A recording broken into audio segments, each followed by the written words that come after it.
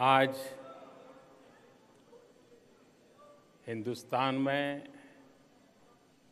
और हिंदुस्तान के बाहर जो भारतवासी बस रहे हैं उन सब के लिए एक बड़े आश्चर्य की घटना होगी कि चीन में इतनी बड़ी मात्रा में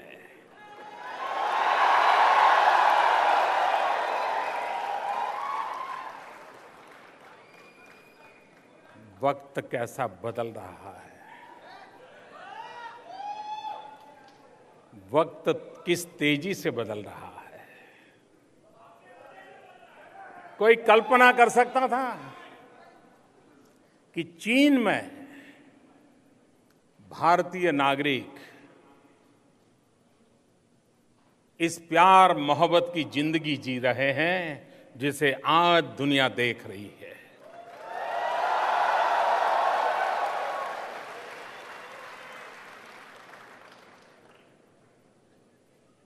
आज 16 मई है। ठीक एक साल पहले 16 मई 2014 ये जो 2.5 घंटे का टाइम डिफरेंस है ना, उसने आपको सबसे ज्यादा परेशान किया था। बहुत जल्दी उठ करके, जबकि हिंदुस्तान में लोग सोए थे, आपने पूछना शुरू कर दिया था रिजल्ट क्या आया।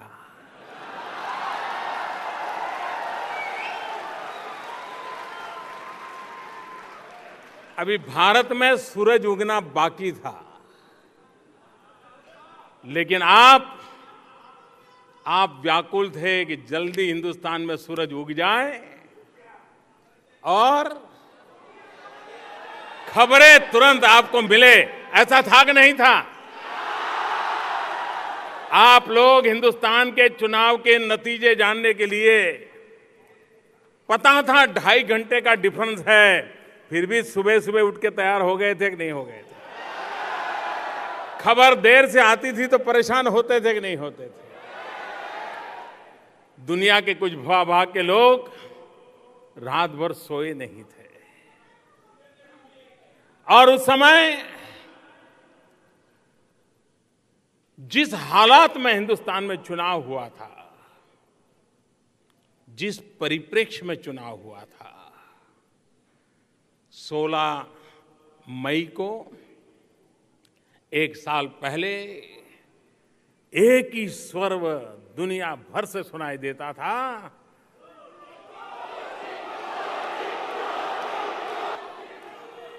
एक ही स्वर सुनाई दे रहा था,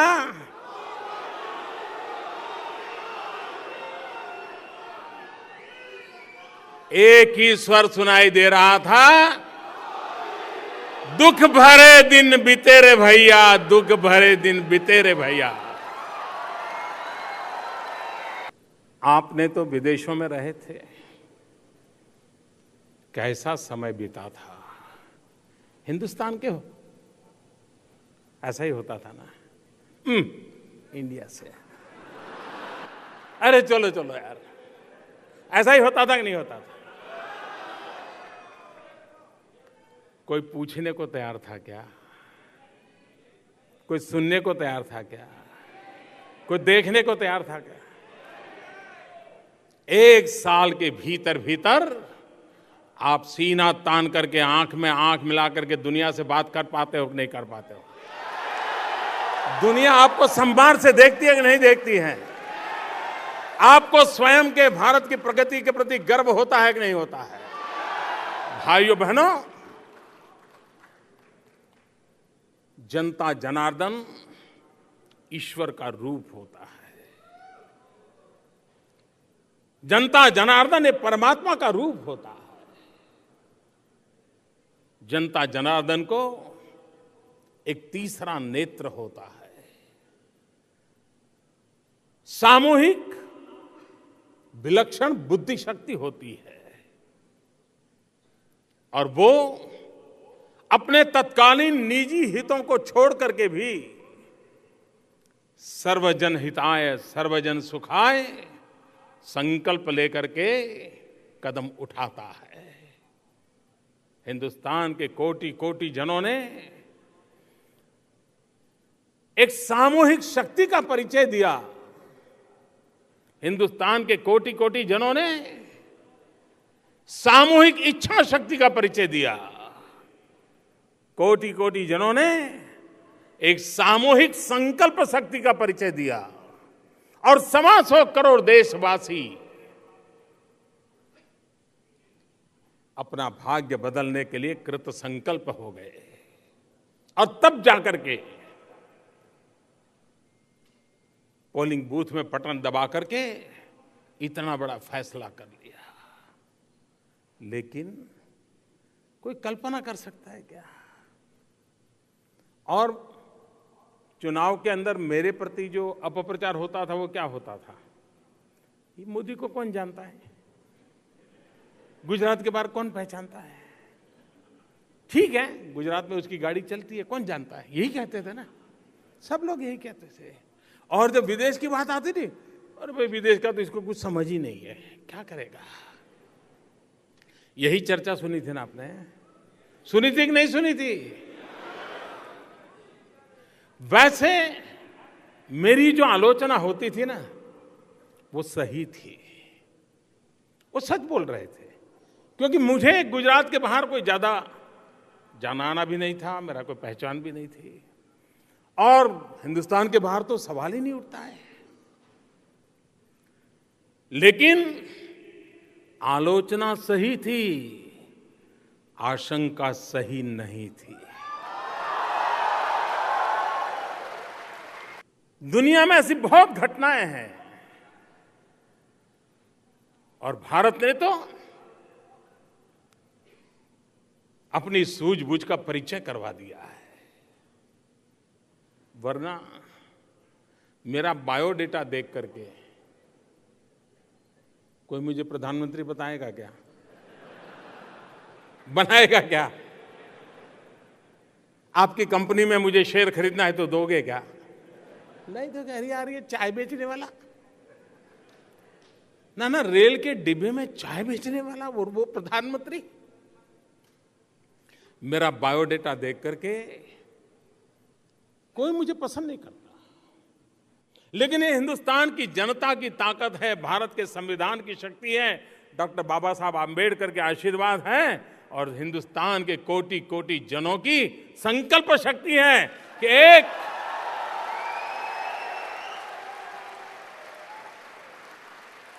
एक गरीब मां का बेटा भी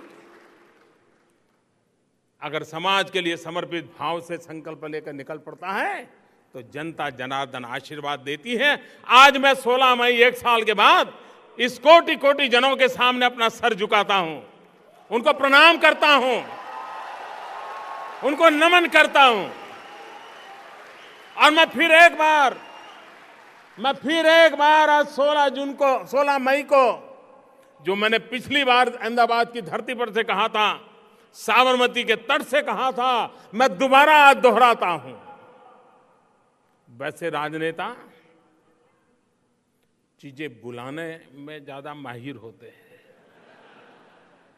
उनकी कोशिश रहती है कि यार अच्छा है लोग भूल जाए। न मैं भूलना चाहता हूं न मैं भुलाने देना चाहता हूं, क्योंकि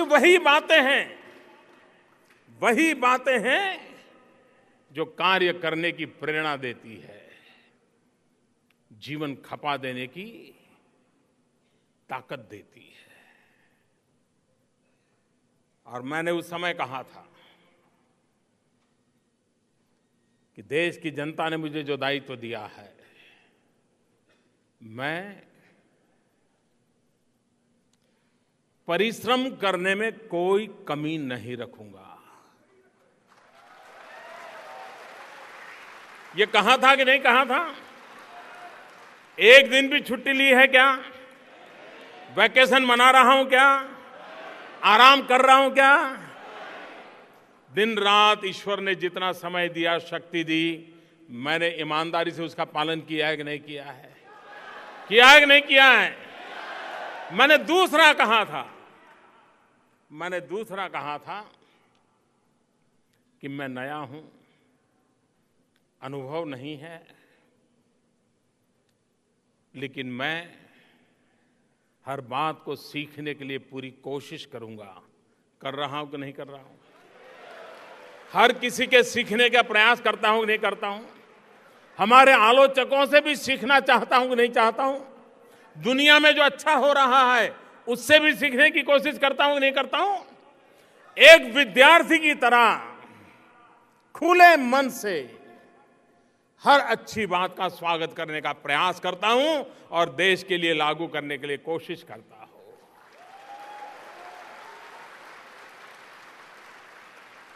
मैंने तीसरी बात कही थी, और मैंने तीसरी बात यह कही थी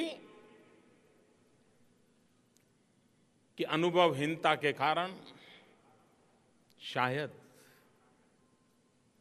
मुझसे गलती हो सकती है, लेकिन बद इरादे से कोई गलत काम नहीं करूंगा। और आज 16 मई 2015 को हिंदुस्तान से दूर चीन की धरती से जब मैं बात बता रहा हूं, इस संतोष के साथ बता रहा हूं कि पूरे साल भर में किसी ने हम पर आरोप नहीं लगाया कि हमने बदिरादे से या निजी स्वार्थ से कोई गलत कदम उठाया हो। ऐसा कोई आरोप नहीं लगा।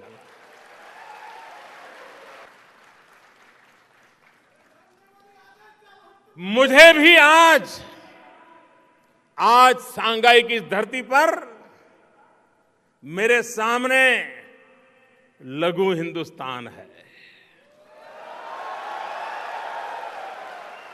भारत का हर कोना यहां मौजूद है। शायद यानी मंच पर आते तक मैंने भी नहीं सोचा था कि 16 मई एक साल के बाद मुझे ऐसा अवसर मिलेगा, जो अवसर आज पूरा लघु भारत मेरे पास है। हर राज्य के प्रतिनिधि यहां है।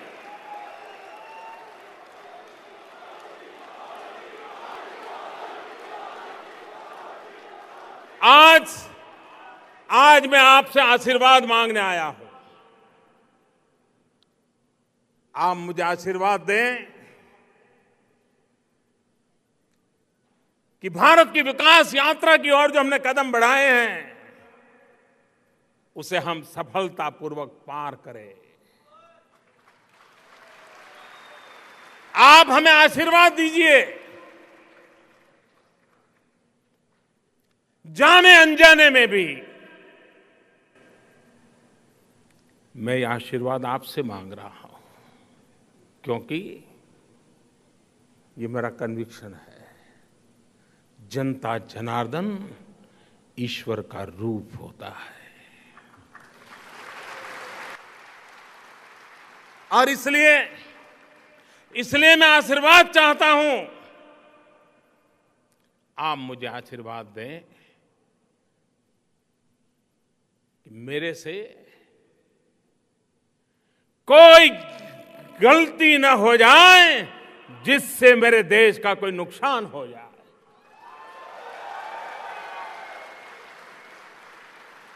दोनों हाथ ऊपर करके मुझे आशीर्वाद दीजिए।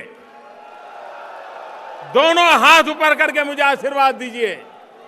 आपके आशीर्वाद मेरी बहुत बड़ी ताकत है, बहुत बड़ी ताकत है।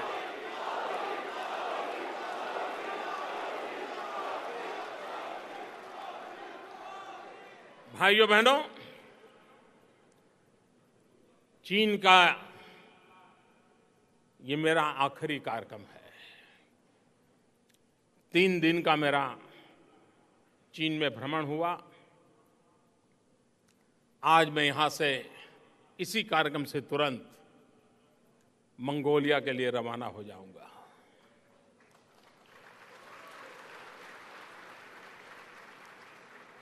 आप कल संडे को छुट्टी मनाएंगे।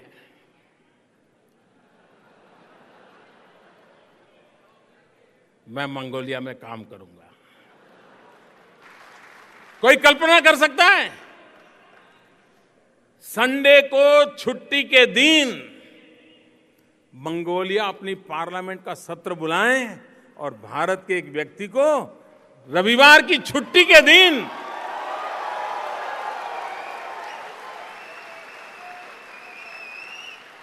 वक्त बदल चुका है दोस्तों, वक्त बदल चुका है।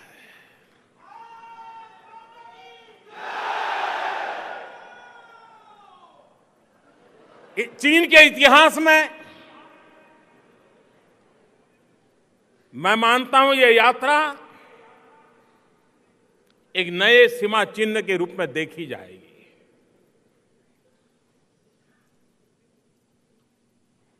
वैश्विक संबंधों के विद्वान लोग इस यात्रा को बहुत बारीकी से देख रहे हैं और मैं भी इसका महात्म्य पूरी तरह समझता हूं। चीन के इतिहास में पहली बार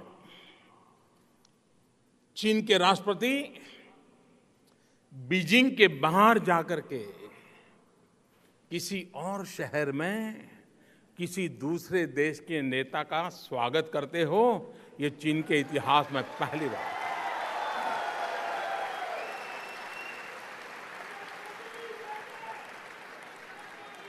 मैं चीन के राष्ट्रपति जी का हृदय से अभिनंदन करता हूं, आभार व्यक्त करता हूं कि उन्होंने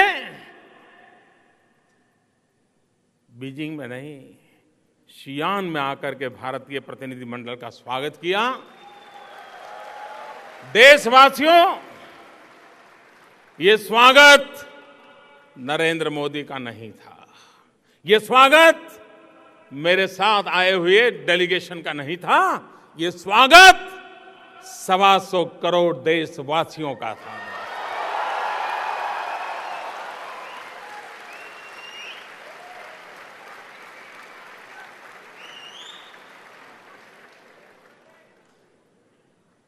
और जो भी लोग ये जानते हैं, समझते हैं, उनको आश्चर्य होता है कि चीन में भारत के प्रति इतना मान सम्मान का नजरिया, ये अपने आप में एक ऐसी मजबूत नींव का आरंभ है जो आने वाले दिनों में भारत और चीन के घनिष्ठ संबंधों की मजबूत नींव का ये पर्व है।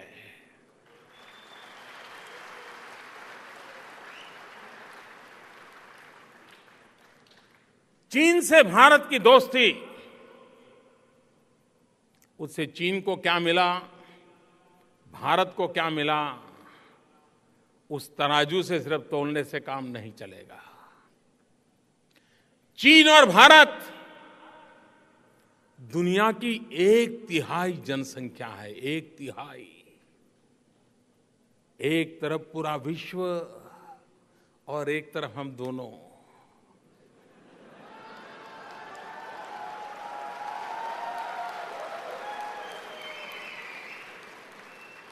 क्या कभी इस ताकत को हमने पहचाना? हम ही भूल गए थे। हम तो ऐसे, छोड़ो यार, हम तो बड़े गरीब देश है, छोड़ो यार। वक्त बदल चुका है दोस्तों, और इसलिए चीन और भारत मिलकर के न सिर्फ अपनी समस्याओं का समाधान कर सकते हैं, लेकिन वे दुनिया को भी अनेक संकटों से मुक्ति दिला सकते हैं।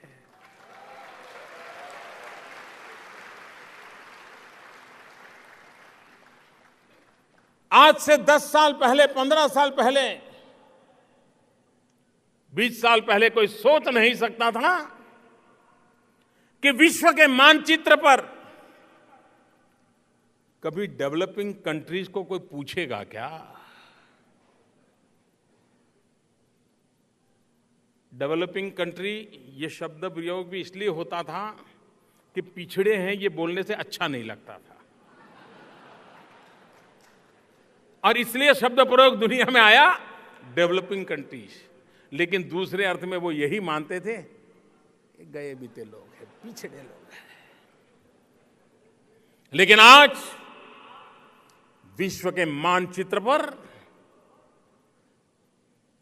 एक नई हवा, वक्त वहां भी बदला है।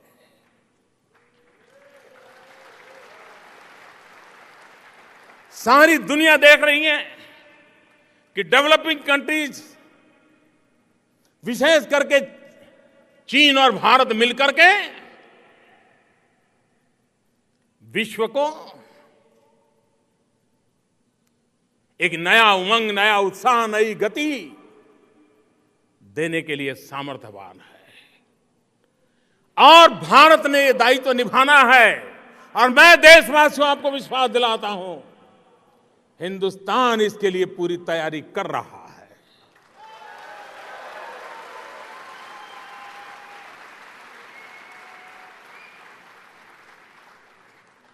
विश्व को देने के लिए हमारे पास बहुत कुछ है।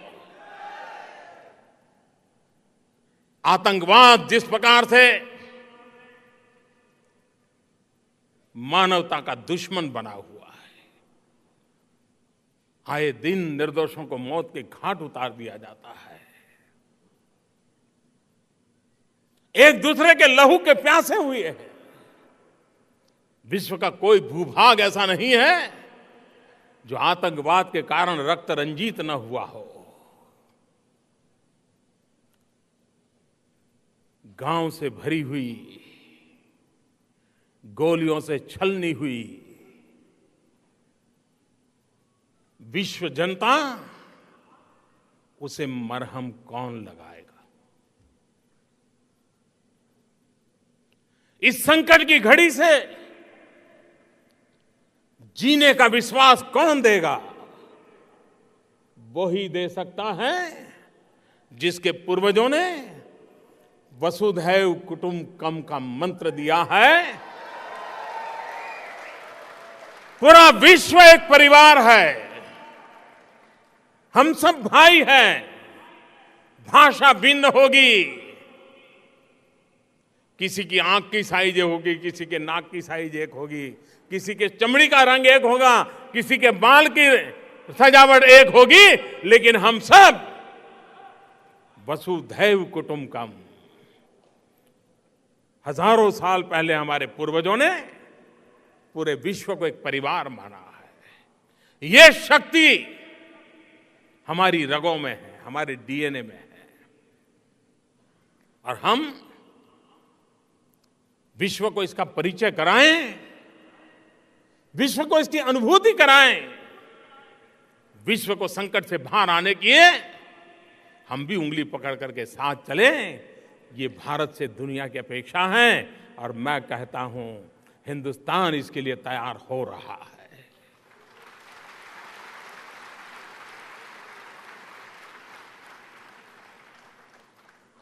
पूरा विश्व और एक चिंता में डूबा हुआ है। सब दूर एक ही चर्चा है, ग्लोबल वार्मिंग, क्लाइमेट चेंज, प्रकृति का संकट। ये स्थिति किसी और ने पैदा नहीं की है, ये स्थिति इंसान ने पैदा की है। ये स्थिति अगर पैदा इंसान ने की है तो उससे मुक्ति भी इंसान ही दिला सकता है। और उसके लिए प्रकृति को प्रेम करना पड़ेगा। सारे विश्व में हम ही लोग हैं जिनको सदियों से, जबकि प्रकृति पर कोई संकट नहीं था, पेड़ पौधों को संकट नहीं था, हवा में कार्बन डाइऑक्साइड नहीं था, पानी गंदा नहीं था, सब कुछ अच्छा था, उसके बावजूद भी हमारे दीर्घदृष्टा ऋषि मुनियों ने हमें कहा था, प्रकृति से प्रेम करना सिखाया था। और हम लोग बचपन में घर में बिस्तर पर से पैर नीचे रखते थे तो माँ कहती थी कि देखो बेटे, सुबह उठ करके बिस्तर पर से जब पैर जमीन पर रखते हो ना तो पृथ्वी माता की क्षमा मांगो। आप में से कोई ऐसा नहीं होगा जिसको अपनी मां ने बचपन में न बताया हो। आज ग्लोबल वार्मिंग की चर्चा करने वालों को पता है कि मेरी रगों में ये भाव है कि पृथ्वी मेरी माता है, ये पृथ्वी मेरी मां है। उसकी रक्षा मां के एक बेटे के नाते जितनी मां के लिए मेरा दायित्व होता है उतना ही मेरी पृथ्वी माता के लिए होता है। ये हमें सिखाया गया। इतना ही नहीं, हमें बचपन में ये सिखाया गया, सिर्फ पृथ्वी नहीं, पूरा ब्रह्मांड तुम्हारा परिवार है। ये सिखाया गया, पूरा ब्रह्मांड तुम्हारा परिवार है। बचपन में हम सबको अपनी मां सिखाती थी कि देखो बेटे, ये जो चांदा है ना, ये तेरा मामा है। कहा था कि नहीं कहा था? ये सूरज है, वो तेरा दादा है। वो जरा तपता है ना। पूरे ब्रह्मांड को अपना परिवार, ये जिस धरती पर से कल्पना निकली हो, क्या दुनिया को ग्लोबल वार्मिंग से बचने के लिए प्रकृति को प्रेम करने से उत्तम कोई मार्ग नहीं हो सकता। और हम ही लोग हैं जिन्होंने कहा exploitation of nature is a crime. प्रकृति का दोहन ही हमें अलाउड है, प्रकृति का शोषण अलाउड नहीं है। मिल्किंग ऑफ द नेचर, इससे अधिक हम नहीं ले सकते। आज विश्व को समस्याओं से मुक्ति दिलाने के लिए जिस महान तत्व ज्ञान के हम धनी हैं, महान सांस्कृतिक विरासत के धनी हैं, हम अपने आप को भूल गए हैं। एक बार हम अपने सामर्थ्य को जान लेंगे, हम उस दिशा में चल पड़ेंगे, शक्ति के साथ चल पड़ेंगे और पूरी दुनिया को हमारे में समेट करने का सामर्थ्य हमारे में पैदा होगा।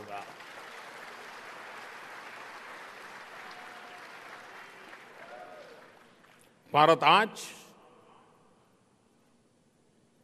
एक नई भूमिका की ओर आगे बढ़ रहा है और उस भूमिका को विश्व स्वीकार करने लगा है। मैं पिछले 1 वर्ष में दुनिया के 50 से अधिक महत्वपूर्ण सभी राज्य के मुखियाओं को मिला हूं। कभी कभार कम काम करना, इसकी आलोचना तो मैं समझ सकता हूं। कोई सोता रहे, काम न करे, इसकी आलोचना तो मैं समझ सकता हूं।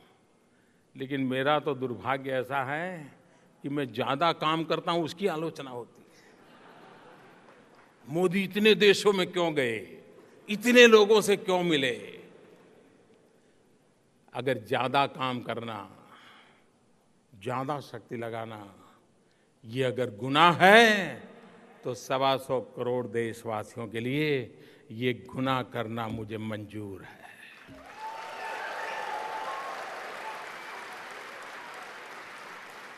क्योंकि मेरा संकल्प है, मेरे समय की प्रत्येक पल, मेरे शरीर का प्रत्येक कण सिर्फ और सिर्फ 125 करोड़ देशवासियों के लिए है।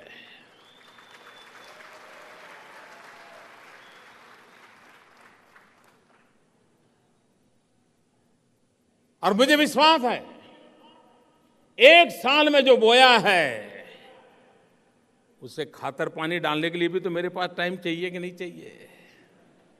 अगर यही काम मैं 5वें साल पे करता तो लोग क्या कहते, अरे यार ये तो रहने वाले नहीं है, पता नहीं चुनाव के बाद क्या होगा, कैसा होगा। कौन विश्वास करता? दुनिया मुझ पे ज्यादा विश्वास इसलिए करती है क्योंकि पूर्ण बहुमत वाली सरकार का ये पहला वर्ष है और 30 साल से हिंदुस्तान में पूर्ण बहुमत की सरकार नहीं थी। उसके कारण विश्व का भारत पे भरोसा नहीं था। जिन लोगों को लगता है कि मोदी 1 साल में इतना सारा क्यों किया, मोदी शरीर से भले 1 साल में किया हो, लेकिन दरअसल मोदी ने 30 साल के पुराने काम को पूरा करने के लिए प्रयास किया।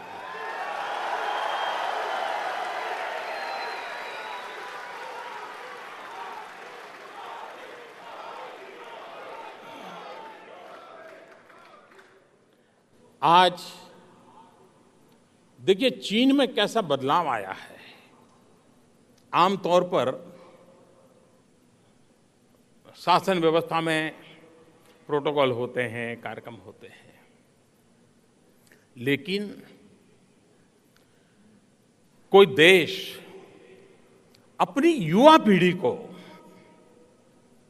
दूसरे देश के नेता से जब मिलवाता है तब उसका अर्थ बदल जाता है। कोई देश अपने देश के राजनेताओं से मिलवाए, अपने देश के उद्योगकारों को मिलवाए, इसका एक मूल्य है। लेकिन कोई देश अपने देश की युवा पीढ़ी को किसी से मिलवाता है, इसका मतलब ये हुआ कि उस देश को समझ है कि भविष्य के लिए पूंजी निवेश कहां करना चाहिए। और ये पूंजी निवेश डॉलर पाउंड वाला नहीं है। ये पूंजी निवेश अपनी युवा पीढ़ी को वो तैयार कर रहे हैं, भारत की तरफ देखने का नजरिया कैसा हो। और इसलिए चीन के मेरे 3 दिन के प्रवास में 2 यूनिवर्सिटी में जाकर के विद्यार्थियों को मिलने का कार्यक्रम, ये अपने आप में मेरी पूरी यात्रा का सबसे अद्भुत कार्यक्रम मैं मानता हूं, जहां मुझे युवा पीढ़ी से मिलने दिया गया है, युवा पीढ़ी से मुझे बातचीत करने का अवसर मिला है। और चीन की युवा पीढ़ी अगर भारत को जान ले तो फिर पूछना ही क्या है, कहीं रुकना नहीं है दोस्तों। और मेरी यात्रा में जो शियान गया, शायद यहां बहुत कम लोगों को मालूम होगा, मैं बता दूं आपको, यहां कोई समय सीमा है क्या? आपको तो कल छुट्टी है, मुझे नहीं है।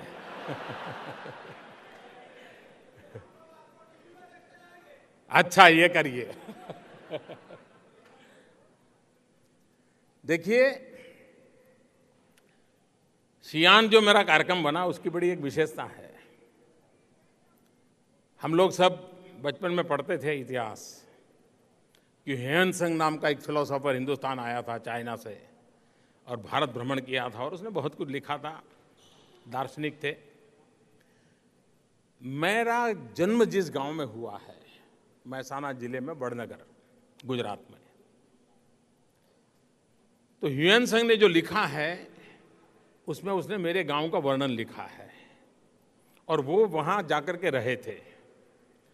और हम सामान्य रूप से सोचते हैं कि भगवान Buddha eastern part of India थे, बिहार और उस क्षेत्र के भाग में, लेकिन ह्वेनसांग ने लिखा है कि भगवान बुद्ध का प्रभाव वेस्टर्न इंडिया में भी उतना ही था।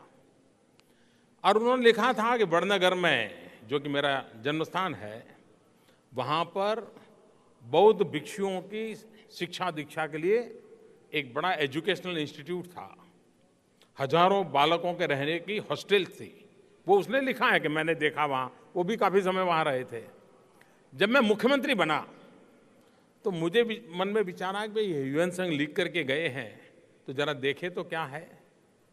तो मैंने सरकार को कहा जरा खुदाई करो भाई। अब कोई अपने यहाँ खुदाई करवाए क्यों करेगा, लेकिन मैं ऐसा ही हूँ, मैंने खुदाई करवा दी। और आश्चर्य है कि मेरे गांव में तो वो सारी चीजें मिली खुदाई करने से। वो हॉस्टल्स मिले हैं, सारी चीजें ध्यान में आई। ह्यूएन संघ ने जो लिखा है सब, जब मैं चुनाव जीत के आया और राष्ट्रपति शी का मुझे टेलीफोन आया, तो उन्होंने टेलीफोन के अंदर इस बात का उल्लेख किया। उन्होंने बराबर अध्ययन करके रखा था कि आखिर मोदी चीज क्या है, और उन्होंने मुझे फोन पर मेरे जन्म स्थान का वर्णन किया। मुझे बड़ा आश्चर्य और आनंद भी हुआ। बाद में वो भारत आए तो उनकी इच्छा थी मेरे गांव जाने की, लेकिन वो गुजरात आए, गांव तक तो नहीं जा पाए थे क्योंकि वो अहमदाबाद से 80-90 किलोमीटर दूर है, समय का अभाव था। लेकिन उन्होंने मुझे एक और बात बताई। उन्होंने कहा, तुम्हें मालूम है? मैंने कहा क्या? बोले, ह्यूएन संघ जो हिंदुस्तान में रहे, तुम्हारे गांव में रहे, और वहां से जब वो वापस आए तो वे मेरे गांव में आए थे, शियान में आए थे, और वहां पर एक बहुत बड़ा बुद्ध मंदिर बना हुआ है। और कल वो मुझे वहां ले गए और ले जा करके मुझे ह्यूएन संघ की लिखी हुई जो किताब थी वो दिखाई, और उसमें उन्होंने निकाल के रखा था कि देखो ये तुम्हारे गांव का नाम है, चीनी भाषा में लिखा हुआ था, और ये तुम्हारे गांव का वर्णन है।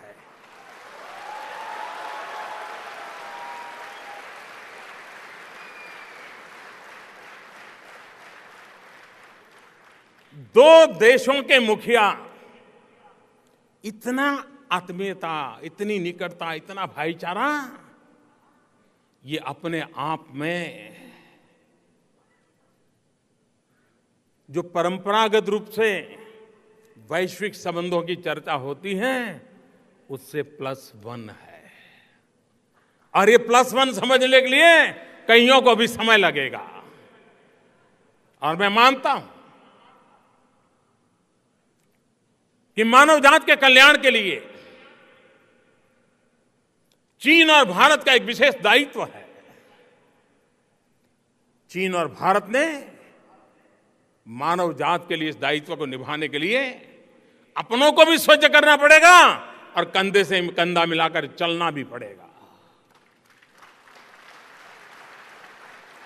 आप लोग यहां रहते हैं, आप यहां आए नहीं थे, उसके पहले चीन के विषय में आपकी धारणाएं क्या क्या थी, कैसा सोचते थे? पता नहीं वो क्या खाते हैं, पता नहीं वो क्या करते हैं। यहां आने के बाद धारणा बदली कि नहीं बदली? और मैं मानता हूं कि आप लोग इस काम को एक बहुत बड़ी सेवा करके कर सकते हो। चीन के लोगों में भारत के प्रति जिज्ञासा है, उत्सुकता है, लेकिन उस उत्सुकता को, जिज्ञासा को हकीकत में बदलने का काम न नरेंद्र मोदी कर सकता है, न यहाँ की एम्बेसी कर सकती है, न यहाँ के एम्बेसडर कर सकते हैं। अगर वो उत्तम से उत्तम काम कर सकता है तो मेरा देश का नागरिक कर सकता है, आप लोग कर सकते हैं।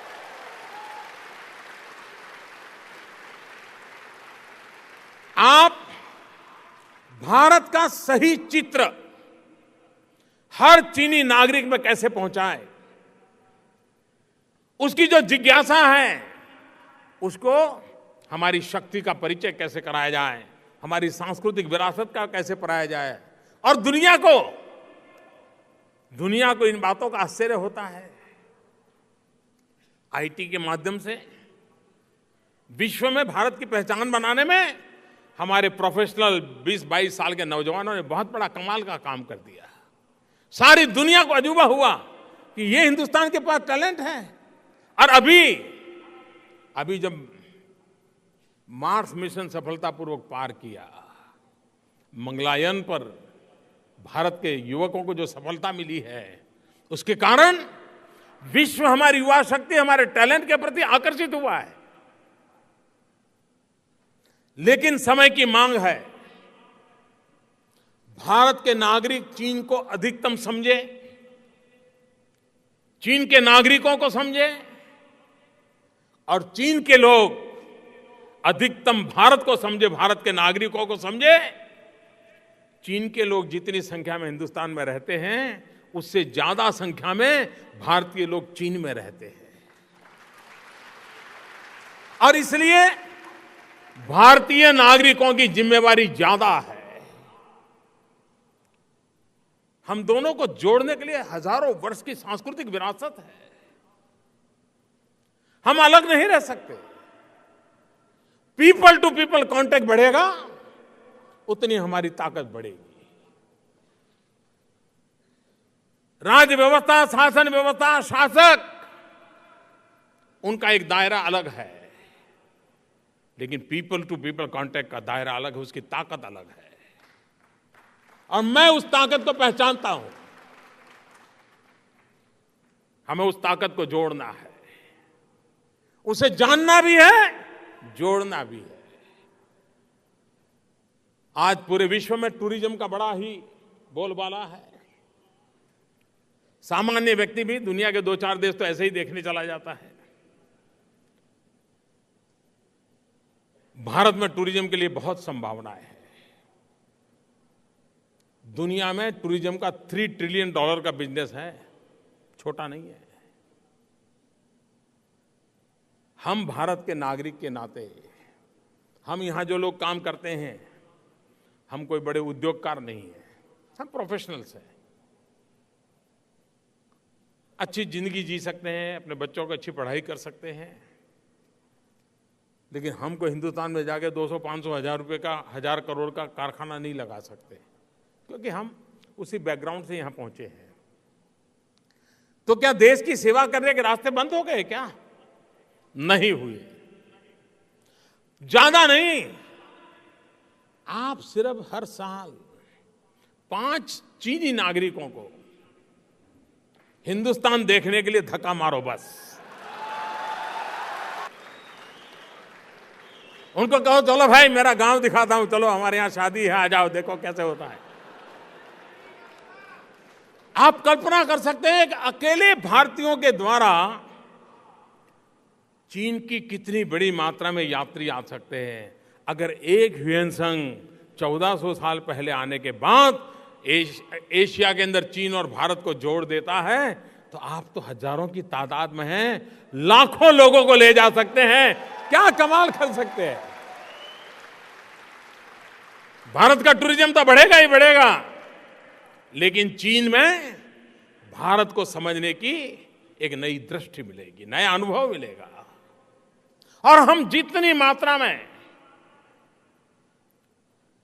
क्योंकि अगर हम हमारी विरासत पर गर्व न करें, हमारी शक्ति पर गर्व न करें, तो दुनिया में कोई नहीं करता है। कोई मां मोहल्ले में अपने बेटे को दिन रात डांटती रहे, कहीं भी खड़ा है मां आकर के डांट दे, कहीं खेल रहा है तो मां आकर के डांट दे, तो मोहल्ले के बच्चे उस बच्चे को कभी स्वीकार करेंगे क्या? स्वीकार करेंगे क्या? जिस बच्चे को उसकी मां ही दिन रात डांटती है, उस बच्चे को दोस्त लोग भी स्वीकार नहीं करते। दुनिया भी हमें तब स्वीकार करेगी जब हम खुद भी तो अपने देश का गौरवगान करना शुरू करें। हम ही अगर हमारे देश को कोसते रहेंगे, हम तो ऐसे हैं, हम तो वैसे हैं, हमारा तो ऐसा था, अरे छोड़ो यार, देश ऐसे नहीं चलता दोस्त। हर समाज की अपनी कमियां होती हैं, हर समाज की अपनी कठिनाइयां होती हैं, हर देश की अपनी मुसीबतें होती हैं, लेकिन हर कोई आगे तब बढ़ते हैं जिसके अंदर आगे बढ़ने का मांझा होता है। और वो मांझा हमारे में है, 125 करोड़ देशवासियों में है। और इसलिए मेरे भाइयों बहनों, चीन में रहते हुए चीनी भाषा को भी सीखने का प्रयास करते ही होंगे, क्योंकि एशिया की सदी है, 21वीं सदी है, मान के चलो। इसमें कोई डिस्प्यूट नहीं है दुनिया में। सारी दुनिया मानती है कि 21वीं सदी एशिया की सदी है। तो फिर तो यहीं की भाषाएं चलने वाली हैं। उन भाषाओं के माध्यम से भी हम अपनी भूमिका अदा कर सकते हैं, एक नई ताकत को संजो सकते हैं। आप देखिए, एक साल के भीतर भीतर, चाहे वर्ल्ड बैंक हो, IMF हो, दुनिया की कोई भी रेटिंग एजेंसीज हो, एक स्वर से दुनिया ने क्या कहा है? भारत का 7% से भी ज्यादा ग्रोथ, 7% से भी ज्यादा ग्रोथ, सारी दुनिया कह रही है कि इंडिया आज विश्व का सबसे तेज गति से आगे बढ़ने वाला देश है।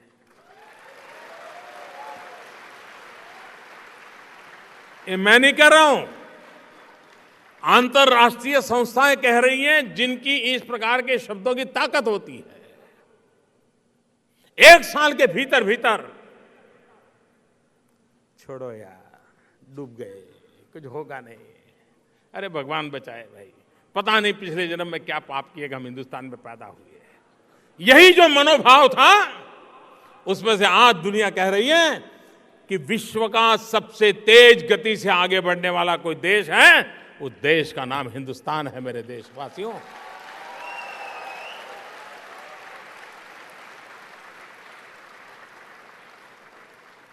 आखिरकार 30 साल में चाइना कैसे बदला? रातों रात नहीं बदला है, 30 साल लगे हैं। और 30 साल तक उनका विकास दर दुनिया में सबसे तेज गति से था।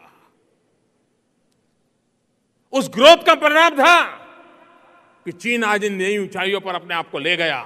भारत को भी विकास दर को आगे बढ़ाना होगा, भारत को भी आर्थिक गतिविधियों को आगे बढ़ाना होगा, भारत को टेक्नोलॉजी में आगे बढ़ना होगा, भारत को रिसर्च एंड एनालिसिस में आगे बढ़ना पड़ेगा। और एक बार इन नए युग की ओर हम आगे बढ़ेंगे, हम दुनिया को बहुत कुछ दे पाएंगे, इस विश्वास के साथ हम कदम उठा रहे हैं। लेकिन जैसे हमारे सपने हैं, वैसे हमारे पैर जमीन पर भी है। शुरू में लोगों को बड़ा आश्चर्य हुआ कि मोदी क्लीन इंडिया का मूवमेंट लेके क्यों चला है, स्वच्छता अभियान क्यों चला रहा है। ये प्रधानमंत्री 15 अगस्त को लाल किले से टॉयलेट की बात करता है। बहुतों को आश्चर्य हुआ, लेकिन मैं मानता हूं मुझे वहीं से शुरू करना है। और मैं इसे छोटा नहीं मानता हूं, मैं इस काम को छोटा नहीं मानता हूं, क्योंकि मुझे दुनिया के सामने 125 करोड़ का देश, इतनी बड़ी सांस्कृतिक विरासत, इतना सामर्थ्य, जिसके पास 65% जनसंख्या 35 से कम आयु की हो, वो देश सीना तान करके खड़ा होना चाहिए कि नहीं होना चाहिए? क्यों रुकना चाहिए? क्यों झुकना चाहिए? और इसलिए मेरे भाइयों बहनों, देश को चाहे सामाजिक जीवन हो, आर्थिक जीवन हो, शैक्षणिक जीवन हो, वैश्विक संबंध हो, हर प्रकार से इस देश को नई ऊंचाइयों पर ले जाने का संकल्प लेकर के हम आगे बढ़ रहे हैं। और आज चीन के इतिहास की एक अद्भुत घटना है। ये मैं नजारा देख रहा हूं, जहां भी पीछे मेरी नजर जा रही है, माथे ही माथे मुझे नजर आ रहे हैं। आप लोगों ने इतना बड़ा कार्यक्रम की रचना की है। मैं आपको 100 सलाम करता हूं दोस्तों, 100 सलाम करता हूं।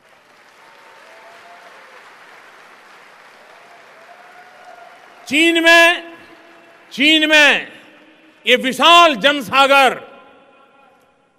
जनसागर सिर्फ चीन में नहीं, पूरी दुनिया में संदेश देगा। ये लिख कर कह रहे कि ये घटना छोटी नहीं है, ये सिर्फ एक भाषण नहीं है, ये वक्त बदल रहा है, इसका सबूत है। वक्त कैसे बदल रहा है, इसका जीता जागता उदाहरण है। मैं फिर एक बार, और ये मेरे लिए आनंद का विषय कि 16 मई 2014, 16 मई 2015 आपके बीच आनंद भरे पल बिताने को मिले। मैं आपका बहुत बहुत आभारी हूं। और मुझे विश्वास है कि अगली बार आप जब आएंगे, और वैसे भी 2016 ये 2016 चाइना को हिंदुस्तान आने का वर्ष है। 2015 हिंदुस्तान को चाइना आने का वर्ष है। 2016 चाइना को हिंदुस्तान जाने का वर्ष है। आप सर्वाधिक लोगों को चाइना से हिंदुस्तान ले आइए, हिंदुस्तान का नजारा दिखाइए। आप देखिए, भारत और चीन मिलकर के मानव कल्याण के लिए नई ऊंचाइयों को पार कर सकते हैं। इसी एक विश्वास के साथ मैं फिर एक बार आप सबको नमन करता हूं, आप सबको प्रणाम करता हूं, आप सबका अभिनंदन करता हूं और आपका हृदय से बहुत बहुत धन्यवाद करता हूं इस समारोह की योजना के लिए। और चीन के अंदर इतना बड़ा समारोह अपने आप में इतिहास की एक नई मंजिल की ओर ले जाता है। बहुत बहुत बधाई, बहुत बहुत धन्यवाद। अभी चाइना के 2 विद्यार्थियों ने भारत के पुरातन शास्त्रों में से अलग अलग श्लोकों का उल्लेख किया और उन्होंने कहा